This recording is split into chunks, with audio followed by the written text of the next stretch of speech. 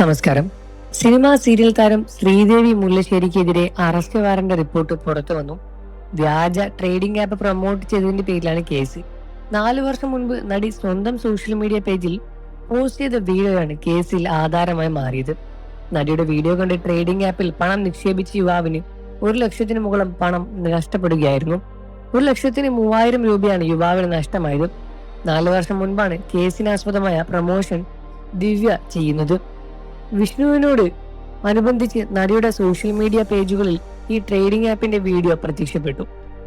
ഇത് എന്റെ വിഷുക്കൈ നീട്ടമായി എല്ലാവരും കണക്കാക്കണം, എല്ലാവർക്കും ജീവിതത്തിൽ ഒരു അഡീഷണൽ ഇൻകം ആവശ്യമാണ് എന്നും ബിനാമോ ആപ്പിനെ കുറിച്ചാണ് ഞാൻ സംസാരിക്കുന്നത് എന്നുമാണ് പറഞ്ഞത്. 2 മില്യൺ അധികം സക്സസ്ഫുൾ ട്രേഡേഴ്സ് ഇന്ത്യയിലുള്ള ആപ്പാണ് എന്നും അത് മാത്രമല്ല മാസ്റ്റർ ട്രേഡിംഗ് ആണ് ആപ്പുകളിലൂടെ നടക്കുന്നത് എന്നും ശ്രീദേവി പറഞ്ഞു. ഈ ആപ്പുമായി ബന്ധപ്പെട്ട് നിരവധി വീഡിയോകൾ ശ്രീവിദ്യ ചെയ്യുകയും ചെയ്തു. ഇത് കണ്ടിട്ടാണ് ഒരു യുവാവ് ട്രേഡിംഗ് ആപ്പിൽ പണം നിക്ഷേപിക്കുകയും ചെയ്യുന്നത്. ആപ്പിൽ 1,03,000 രൂപ നിക്ഷേപിച്ച യുവാവിന് ട്രേഡിംഗ് നടത്തിയെങ്കിലും 1 രൂപ പോലും തിരികെ ആപ്പിൽ നിന്നും സമ്പാദിക്കാനോ പിൻവലിക്കാനോ യുവാവിന് കഴിഞ്ഞില്ല. പണം നഷ്ടമായെന്ന് മനസ്സിലായ യുവാവ് കോടതിയിൽ കേസ് രജിസ്റ്റർ ചെയ്യുകയായിരുന്നു. പിന്നീട് വാദം നടക്കുകയും പരാതിക്കാരിയായ യുവാവിന് അനുകൂലമായി കേസിൽ വിധി വരികയും ചെയ്തു. പരാതിക്കാരന് ശ്രീവിദ്യ 1,03,000 രൂപ തിരികെ നൽകണം എന്നുമാണ് വിധി വന്നത്. കൂടാതെ 50,000 രൂപ നഷ്ടപരിഹാരവുമായി അധികം നൽകണം എന്നും കോടതി വിധി വന്നു. കേസിൽ വിധി വന്ന ശേഷം ശ്രീവിദ്യ അപ്പീലിന് പോയിരുന്നു. തനിക്ക് വേണ്ടി ഹാജരായ വക്കീൽ കേസ് കൃത്യമായി വാദിക്കാൻ കഴിഞ്ഞില്ലെന്നും അതുകൊണ്ടാണ് താൻ ഈ കേസിൽ തോറ്റുപോയത് എന്നും പറഞ്ഞാണ് നടി അപ്പീൽ ചെയ്തത്.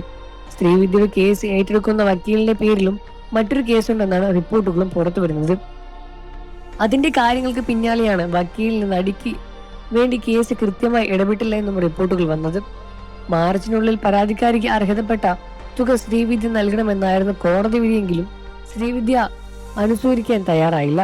കോടതി വിധി വന്നിട്ട് 4 മാസത്തിനേറെയായി. അതിനാൽ തന്നെ 4 തവണ അറസ്റ്റ് വാറന്റ് വന്നു. പക്ഷെ പോലീസ് താരത്തെ അറസ്റ്റ് ചെയ്തതുമില്ല. വിദേശത്ത് ഭർത്താവിനൊപ്പം അവധി ആഘോഷത്തിലാണ് ഇപ്പോൾ ശ്രീവിദ്യ. ഘട്ടം ഘട്ടമായാണ് എനിക്ക് 1 ലക്ഷത്തിനേറെ പണം നഷ്ടമായത്.